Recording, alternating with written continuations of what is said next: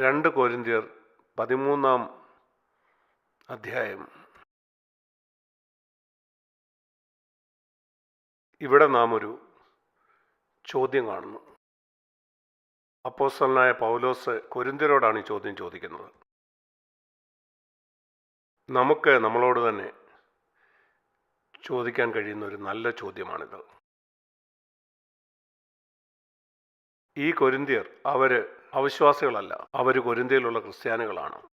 അവരെ പഠിപ്പിച്ചുകൊണ്ട് 1.5 കൊല്ലം പൗലോസ് അവിടെ ഉണ്ടായിരുന്നു. അപ്പോസ്തല പ്രവൃത്തി 18 നാം അത് വായിക്കുന്നുണ്ട്. അങ്ങനെ അവരെ പണിതു. അതിനുശേഷം അവൻ 1 കൊരിന്ത്യ ലേഖനം അവർക്ക് വേണ്ടി എഴുതി. ദൈവം ക്രിസ്തുവിൽ നിങ്ങളെ ഉറപ്പിക്കും, ഇങ്ങനെ പല കാര്യങ്ങളും അവർക്ക് എഴുതി. എന്നാൽ ഇപ്പോൾ 2 കൊരിന്ത്യർ 13 അധ്യായത്തിന് 5 വാക്യത്തിൽ അവൻ പറയുകയാണ്, നിങ്ങൾ വിശ്വാസത്തിൽ ഇരിക്കുന്നു എന്ന് നിങ്ങളെ തന്നെ പരീക്ഷിപ്പീൻ, നിങ്ങളെ തന്നെ ശോധന ചെയ്യുവീൻ. നിങ്ങൾ കൊള്ളരുതാത്തവരല്ല എന്ന് വരികിൽ യേശുക്രിസ്തു നിങ്ങളിലുണ്ട് എന്ന് നിങ്ങളെ തന്നെ അറിയുന്നില്ലയോ? നിങ്ങൾ ചിന്തിക്കുന്നോ ഈ ചോദ്യം നിങ്ങൾക്കും ബാധകമാണെന്ന്? അതോ ഇതുപോലുള്ള വചനങ്ങൾ വായിച്ച ശേഷം അതൊന്നും എന്നെ ബാധിക്കുന്ന കാര്യമല്ല? ഞാൻ ചിന്തിക്കുന്നു കൊരിന്ത്യയിലുള്ള അനേകരും ഇതുപോലെ തന്നെ ആയിരിക്കും ചിന്തിച്ചത്. അതുകൊണ്ടാണ് അവർ നഷ്ടപ്പെട്ടു പോയത്. ഈ വചനം അവിശ്വാസികൾക്ക് വേണ്ടിയാണ് എഴുതിയിരുന്നതെങ്കിൽ അത് മറ്റൊരു കാര്യമായിരുന്നു. നിങ്ങൾക്ക് പറയാം, ഒരുപക്ഷെ അതെനിക്ക് ബാധകമല്ലെന്നോ. എന്നാൽ ഇവിടെ ചോദിക്കുന്ന ചോദ്യം അതൊരു കൽപ്പനയാണ്. നിങ്ങൾ വിശ്വാസത്തിലിരിക്കുന്നോ എന്ന് നിങ്ങളെ തന്നെ പരീക്ഷിപ്പീൻ, നിങ്ങളെ തന്നെ ശോധന ചെയ്യുവീൻ. നമ്മളിൽ പലരും വേദപുസ്തകം പല പ്രാവശ്യം വായിച്ചിട്ടുള്ളവരായിരിക്കും. എങ്കിലും ഈ വചനം ശ്രദ്ധിച്ച് കാണുകയില്ല. പിശാച് നിങ്ങളെ ശ്രദ്ധിക്കാൻ ആഗ്രഹിക്കുന്നുമില്ല. നമ്മളെ ശോധന ചെയ്തിട്ട് ഈ പരീക്ഷയിൽ നമ്മളെ തോറ്റെങ്കിൽ അതൊരു ഗുരുതരമായ കാര്യമാണ്. അതുകൊണ്ട് ഞാൻ നിങ്ങളെ മറ്റൊരു വാക്യം കാണിക്കാം. അതിൽ യേശു ഒരു ചോദ്യത്തിന് ഉത്തരം കൊടുക്കുന്നത് നാം കാണുന്നുണ്ട്. അത് കാണുന്നത് ലൂക്കോസ് 13 അധ്യായത്തിലാണ്. ലൂക്കോസ് 13:22 വാക്യം.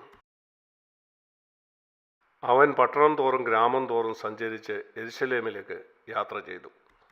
അപ്പോൾ ഒരുത്തൻ അവനോട്,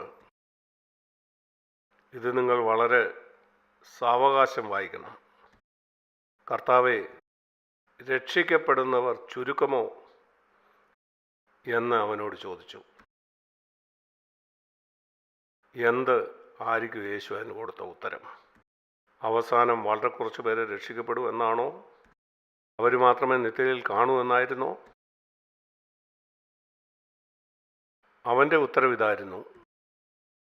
അവനതിന് ഉത്തരമേ പറഞ്ഞില്ല. അവർ പ്രതീക്ഷിച്ച പോലുള്ള ഉത്തരവല്ല അവൻ കൊടുത്തത്. കുറച്ച് പേരോ ഒത്തിരി പേരോ ഒന്നല്ല. അവൻ പറഞ്ഞു, നിങ്ങൾ വിഷമിക്കണ്ട, എൻ്റെ വാക്കിൽ ഒത്തിരി പേരോ കുറച്ച് പേരോ അത് നിങ്ങൾ വിഷമിക്കണ്ട. നീ ഉറപ്പ് വരുത്തുക, നീ അവിടെ കാണുമെന്ന്. അതാണ് ഞാനും പറയുന്നത്. എത്ര പേര് രക്ഷിക്കപ്പെടുമെന്നതിനെക്കുറിച്ച് നീ വിഷമിക്കണ്ട. നീ ഉറപ്പ് വരുത്തുക, നീ ആ കൂട്ടത്തിൽ കാണുമെന്ന്. നിശ്ചയമായിട്ടും അതാണ് ഈ പ്രസംഗപീഠത്തിൽ നിൽക്കുമ്പം ഞാൻ ഉറപ്പ് വരുത്താൻ ആഗ്രഹിക്കുന്നത്. യേശുക്രിസ്തുവിനെ പ്രതിനിധീകരിക്കാൻ ആഗ്രഹിക്കുന്ന ഒരാൾ, അതുപോലെ യേശുക്രിസ്തുവിൻ്റെ വചനം കൃത്യമായിട്ട് പ്രഘോഷിക്കാൻ ആഗ്രഹിക്കുന്ന ഒരാളെന്ന നിലയിൽ ഞാൻ വിശ്വസിക്കുന്ന എൻ്റെ ഉത്തരവാദിത്വം, കേൾക്കാൻ ചെവിയുള്ള എന്നെ കേൾക്കുന്ന ഓരോരുത്തർക്കും കഴിയുന്നിടത്തോളം അവരുടെ രോഗത്തിൻ്റെ യഥാർത്ഥ ചിത്രം അവർക്ക് കാണിച്ചു കൊടുക്കുക എന്നുള്ളതാണ്. ഒരു ഡോക്ടറെ പോലെ, ഒരു നല്ല ഡോക്ടർ, ഒരു നല്ല പ്രസംഗം ഒരു നല്ല ഡോക്ടറെ പോലാണ്. അവന് പണത്തിനായിട്ടല്ല ചെയ്യുന്നു. അവൻ്റെ താല്പര്യം ആ രോഗിയിലാണ്. അവൻ്റെ രോഗം സൗഖ്യമാക്കണമെന്ന ആഗ്രഹത്തോടെ. എന്താണ് അവരുടെ രോഗമെന്ന് അവരറിയണം. 95% ഞാൻ ചിന്തിക്കുന്നു നിങ്ങൾക്ക് ഈ രോഗമില്ലെന്ന്. അത് നിങ്ങൾക്ക് മതിയോ? ഉദാഹരണത്തിന് നിങ്ങളൊരു ഡോക്ടറെ അടുക്ക പോകുന്നു. ഡോക്ടർ പറയുന്നു, നിനക്ക് 5% ക്യാൻസർ ഉണ്ടാകാനുള്ള സാധ്യത ഞാൻ കാണുന്നു. എൻ്റെ തോന്നൽ 5% ഉള്ളൂ നിനക്ക് ക്യാൻസർ ഉണ്ടാകാമെന്ന്. നിങ്ങൾ പറയുമ്പോൾ കുഴപ്പമില്ലെന്ന്. 95% സാധ്യതയില്ല, കുഴപ്പമില്ല. നിങ്ങളത് അവഗണിച്ചു. ഒരുപക്ഷെ നിനക്ക് ക്യാൻസർ ഉണ്ടായിരിക്കാം. പൂർണ്ണമായിട്ടും അതില്ലെന്ന് അവൻ പറഞ്ഞില്ല. പൂർണ്ണ ആരോഗ്യമുള്ള ഒരാൾ ആ ഡോക്ടറെ അടുക്ക് പോയാൽ അവൻ പറയും നിനക്ക് ക്യാൻസർ ഇല്ല, ഒരു സാധ്യതയുമില്ല.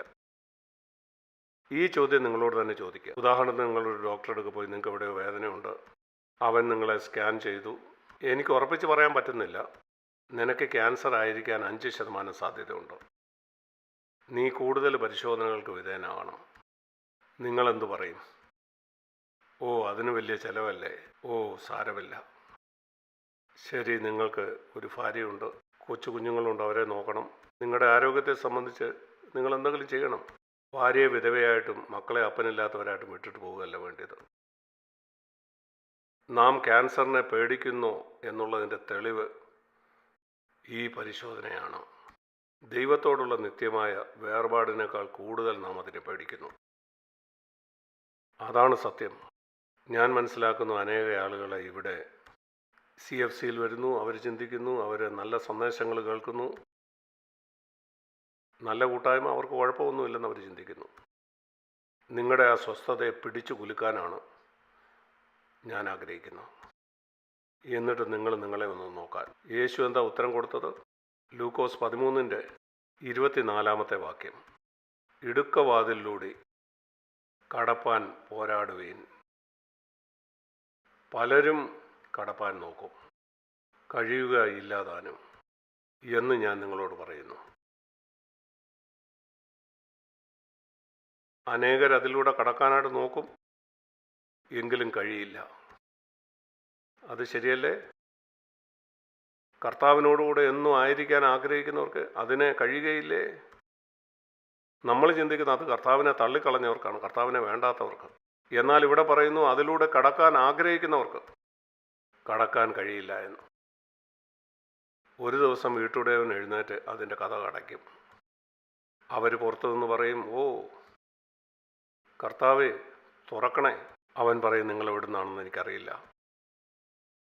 നിങ്ങൾ പറഞ്ഞു തുടങ്ങും, എന്നാൽ നമ്മളെല്ലാ ഞായറാഴ്ച ഒരുമിച്ച് അപ്പം നുറുക്കിയതല്ലേ, ആ പാനപാത്രം കുടിച്ചതല്ലേ. അതാണ് അതിൻ്റെ അർത്ഥം. നിന്റെ മുമ്പിൽ ഞങ്ങൾ തിന്നുകയും കുടിക്കുകയും ചെയ്തതല്ലേ. കർത്താവേ നീ അവിടെ ഉണ്ടായിരുന്നു, നമ്മൾ അപ്പം നുറുക്കി പാനപാത്രത്തിൽ നിന്ന് കുടിച്ചു. എല്ലാ ഞായറാഴ്ചയും ഞങ്ങളവിടെ ഉണ്ടായിരുന്നു. പലതിലും ഞങ്ങളില്ലായിരുന്നു, എന്നാൽ അപ്പം നുറുക്കുമ്പോൾ കൃത്യമായിട്ട് ഞങ്ങളുണ്ടായിരുന്നു. ഞങ്ങളവിടെ ഉണ്ടായിരുന്നു. അവൻ പറയും, നിങ്ങൾ എവിടുന്നാന്ന് എനിക്കറിയില്ല, എന്നെ വിട്ടു പോകുവീൻ. അവനെ വിട്ടു പോകാൻ എന്താണ് കാരണം? പാപം നിങ്ങളുടെ ജീവിതത്തിലുണ്ട്. ദൈവരാജ്യത്തു നിന്ന് ആരെയെങ്കിലും പുറത്തു നിർത്താനുള്ള ഒരേ കാരണം അതാണ്. അനീതി പ്രവർത്തിക്കുന്നവർ, അനീതി ചെയ്യുന്നവർ, മറ്റൊരു വാക്കിൽ പാപം ചെയ്യുന്നവർ. ദൈവരാജ്യത്തു നിന്ന് ആരെയെങ്കിലും പുറത്തു നിർത്താനുള്ള ഒരേ ഒരു കാരണം പാപത്തോടുള്ള അവരുടെ തെറ്റായ മനോഭാവമാണ്. ഒരു പക്ഷേ പരസ്യമായിട്ടല്ലായിരിക്കാം അത് ചെയ്യുന്നത്. നീ ചെറുപ്പക്കാരനോ പ്രായമുള്ളവനോ ആകട്ടെ, പാപത്തോട് നിങ്ങൾക്കൊരു അയഞ്ഞ മനോഭാവമാണുള്ളത്. സൂക്ഷ്മതയില്ലാതെ നിങ്ങൾ വിധിശക്തിയോടൊപ്പം കളിച്ചാൽ ഒരു ദിവസം നിങ്ങൾ മരിക്കും. പല പ്രാവശ്യം നിങ്ങൾക്കൊന്നും സംഭവിച്ചു കാണുകയില്ല. ഒരു ദിവസം നിങ്ങൾ സൂക്ഷ്മതയില്ലാതെ ചെയ്തു, എല്ലാം കഴിക്കും. അതുകൊണ്ട് ഈ കാര്യങ്ങളിൽ നമ്മൾ ശ്രദ്ധയുള്ളവരാണെങ്കിൽ ഈ കാര്യത്തിൽ നിങ്ങൾ ശ്രദ്ധയുള്ളവരാകണം. ഞാൻ പാപത്തോടൊപ്പം കളിച്ചുകൊണ്ടിരുന്നാൽ നിങ്ങൾ ചിന്തിക്കും, ശരി ശരി ശരി, ഈ ഒരു ദിവസത്തിൽ ഞാൻ മാനസാന്തരപ്പെടും. ഞാൻ പാപത്തെ സംബന്ധിച്ചൊരു കാര്യം പറയാം. നിങ്ങൾ പാപം ചെയ്യുന്ന ഓരോ പ്രാവശ്യവും മാനസാന്തരപ്പെടാൻ കൂടുതൽ പ്രയാസമായിക്കൊണ്ടിരിക്കും. 2 പ്രാവശ്യം പാപം ചെയ്തു, അല്പം പ്രയാസമായി ഞാൻ 10 പ്രാവശ്യം പാപം ചെയ്തു, അല്പം കൂടെ പ്രയാസമായി ഞാൻ 100 പ്രാവശ്യം പാപം ചെയ്തു. എനിക്ക് മാനസാന്തരപ്പെടാൻ എന്നാൽ അത് കൂടുതൽ പ്രയാസമായിരിക്കും. പ്രത്യേകിച്ച് എനിക്ക് സത്യം മനസ്സിലായ ശേഷം. എനിക്ക് സത്യം അറിയില്ലെങ്കിൽ അത് പാപമാണെന്ന് എനിക്കറിയില്ല, എനിക്കതേപ്പറ്റി ഒരു ധാരണയില്ല.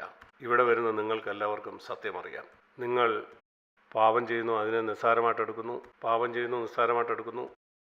അതുകൊണ്ടാണ് നമ്മൾ അനേക വർഷത്തിന് ശേഷം ഇവിടെയുള്ള ചില സഹോദരന്മാർക്ക് അവരുടെ യഥാർത്ഥ ആത്മീയ നിലയെക്കുറിച്ച് അവർക്കൊരു വെളിച്ചമില്ലാതിരിക്കുന്നത്. അത് വളരെ ദുഃഖകരമാണ്. അവരുടെ രഹസ്യ ജീവിതത്തെപ്പറ്റി എനിക്കറിയില്ല, എന്നാൽ അവരെ കാണുമ്പോൾ ഒരു കാര്യം എനിക്കറിയാം, 20 കൊല്ലമോ 25 കൊല്ലമായിട്ടോ ഇവിടെ ഇരിക്കുന്ന ചിലരെ എനിക്കറിയാം. അവരുടെ ആത്മീയ നിലയെക്കുറിച്ച് എനിക്ക് വളരെ വ്യക്തമായിട്ട് തിരിച്ചറിയാൻ കഴിയും. അവരോട് സംസാരിക്കുമ്പോൾ, അവരെ കാണുമ്പോൾ, അവരുടെ കണ്ണിലേക്ക് നോക്കുമ്പോൾ ഞാൻ മനസ്സിലാക്കുന്നു അവരിൽ പലർക്കും വളർച്ചയില്ല. അവർ പിന്മാറ്റത്തിലേക്ക് പോവുകയോ അല്ല അതേ നിലയിൽ തന്നെ തുടരുകയോ. അതിന് കാരണം അവരുടെ ജീവിതത്തിൽ പാപത്തെ അവർ ഗൗരവമായിട്ട് എടുത്തുന്നില്ല. അതാണ് അതിൻ്റെ ഏക കാരണം.